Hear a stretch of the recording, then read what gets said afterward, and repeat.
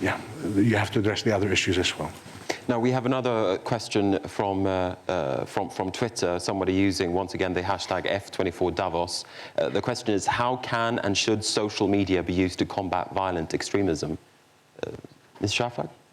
Yes, I think the role of social media is not analyzed enough because it is so important. There was a time during the Arab Spring, the early stages of Arab Spring, we over-romanticized the role of social media. There was an expectation that Facebook was going to, bring more freedom, stories of children being named Facebook.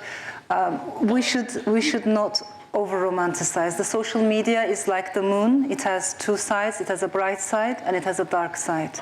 And we should see both of them. On the dark side, unfortunately, it makes it easier to circulate in information that serves to the hands of the extremists, misinformation, slander, but hate speech, particularly hate speech against minorities, those who are in a more vulnerable position, it makes it much more easier.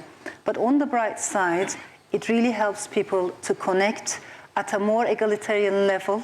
And I think that is very important. When you look at Facebook and Twitter users, and the reason why I emphasize these two is, for many of my friends in England, for instance, in France, in Spain, these platforms are mostly about the movies you watch, the food you eat, the restaurants you visit. But for people in Turkey, for instance, Twitter is also about politics. What I'm trying to say is the social media has been very politicized in places where the mainstream media was curbed, and there is more and more pressure on press freedoms. You see an increase in the importance of social media. So these are also political platforms.